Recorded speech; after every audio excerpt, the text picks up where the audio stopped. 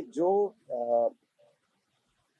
Waste Asia में जंग चल रही है, निश्चित रूप से उसका प्रभाव पड़ेगा, दुनिया में हर कोने में पड़ेगा। लेकिन भारत क्योंकि लगभग 83% अपना जो ईंधन और गैस है वो आयात करता है, तो हम लोगों को बहुत ज़्यादा सेफगार्ड बरतने चाहिए थे और वैकल्पिक व्यवस्था होनी चाहिए। अभी से खबरें आ रही हैं देश के अलग अलग कोनों से कि गैस के, पेट्रोल के दाम बढ़ सकते हैं, बढ़ रहे हैं और सिलेंडर के, एलपीजी के बढ़ गए। लेकिन ये स्थिति को कंट्रोल करने के लिए जो हमारी एनर्जी सिक्योरिटी है, उसके लिए भारत सरकार को पर्याप्त संसाधन और प्रावधान करने चाहिए।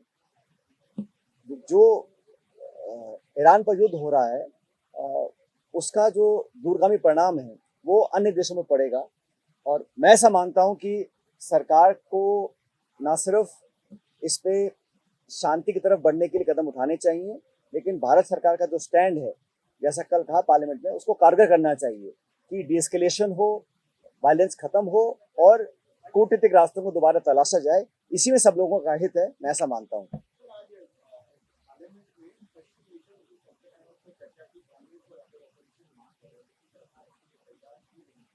देखिए इतना बड़ा विश्व में माहौल बना हुआ है और भारत एक बहुत बड़ा मुल्क है।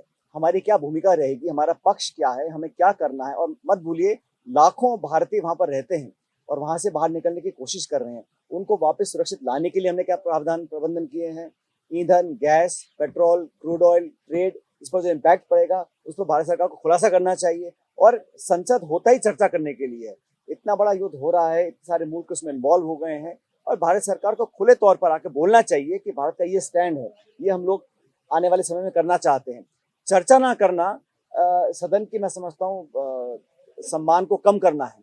हर मुद्दे पर चर्चा होनी चाहिए और समूचा विपक्ष, कोई एक दल की बात नहीं है, समूचा विपक्ष चाहता है कि जो लाखों लोग आज खाड़ी में फंसे हुए हैं, उनका भविष्य में क्या होगा, उनकी सुरक्षा का हमको क्या आश्वासन मिला है। अगर भारत सरकार ने द्विपक्षीय वार्ता की है उन सभी मुल्कों से, उसका क्या परिणाम आया, कब तक वो लोग वापस आ सकते हैं और हमारे दूतावास वहां पे क्या प्रबंध कर रहे हैं लोगों की जान माल की सुरक्षा के लिए। बहुत सारे इश्यूज हैं और इन तमाम मुद्दों पर चर्चा सदन में होनी चाहिए।